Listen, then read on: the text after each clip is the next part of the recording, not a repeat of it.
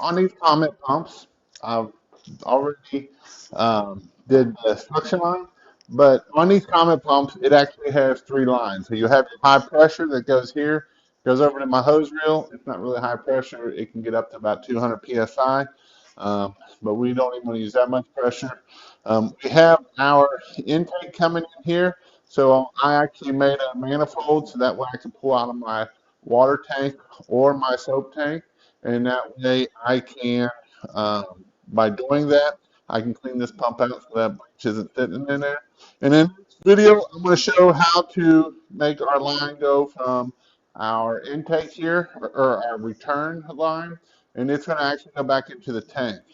And we're going to do that video right now.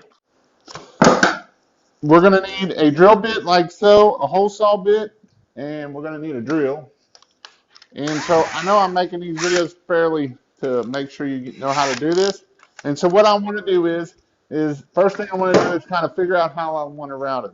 I always like trying to route the hoses together versus having one hose go here, another hose go here, hose go here. So I kind of like to make sure all my hoses are going kind of similar in the same route. So what I want to do is first thing I'm going to do is kind of figure out where I'm going to put it on my tank. So I'm going to kind of go right in this area, and then what I'm going to do is I'm going to actually run it up here like so. It'll go right there like that. It'll come up here, get on that hose here, and come right in there.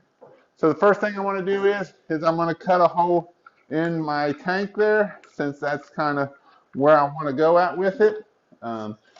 Use a hole saw. We're just going to drill it.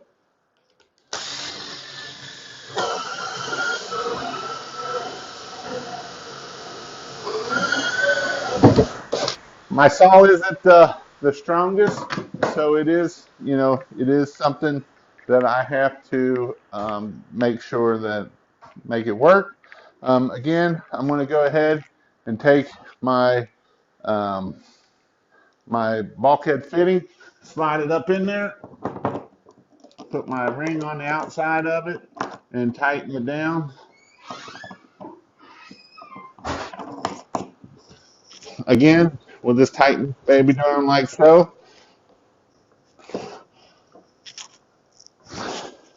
Um, the next thing I'm going to do is to be able to get this hose on here is a little tight. So I'll take my heater here, heat this bad boy up like so.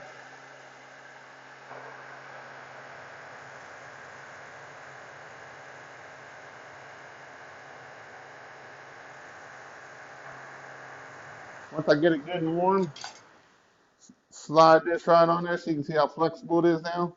It'll slide right up on there. Actually, I just screwed up. That's all right. Um, what I'll do is, I should have actually screwed this on there. Um, well, it's too late. What I'll do, I'm going to have to do that. See, I make mistakes. Don't tell my wife that, though. All right. So we're going to put some blue goo on here. This pipe here is just going to run straight back. I don't need to do a pipe down. Um, I don't think I do. I'm going to see what it does. The only reason why I might need to do a pipe here is if you've got a big or a lot of surfactant in that tank, and what can happen is by it circulating will cause that to build bubbles, and that might be the only issue that we'll have by doing it this way.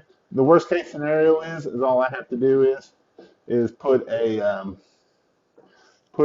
pipe on there so it goes down in the bottom. So when it's circulating, it don't make bubbles. And it don't even have to go all the way down in the bottom. It don't have to go down and touch the bottom. It can be a little bit up because it's going to circulate. By it going from the top and dropping down, that can cause it to make bubbles. So again, my pipe is still kind of warm, so I'm going to see if I can slide it back on there, which lucky I was able to. Again, I'm going to run this kind of right down here like so. So then I'll cut this pipe right here.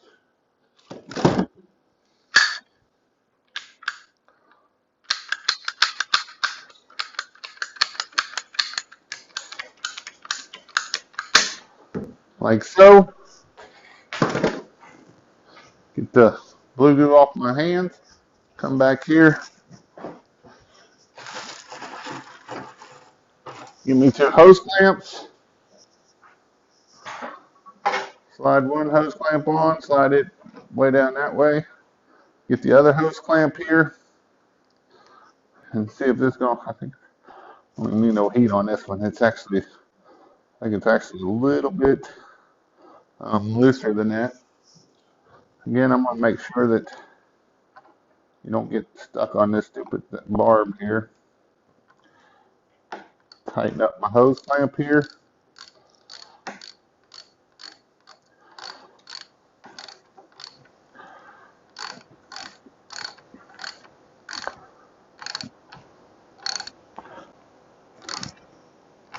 And then I'll do the same thing, and then I'll just zip tie this right here, and that'll make that hose work perfect. Again, with this Coment pump, it does have the third hose. This is that third hose, so that it's just a return.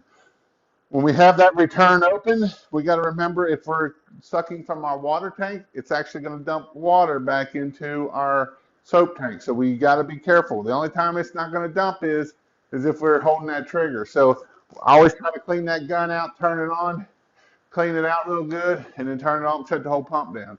Otherwise, it's going to fill that tank up with water, and now we're going to have diluted soap. We're going to have issues, all that kind of stuff. So that is something that we have to watch out with this Comet pump with this system here. As long as I got the soap open, don't have the water open, there's no issue. It's just going to suck it through there, and it's going to be fine. So this one here does have a returned hose going back to it that we got to remember that we don't want to do that.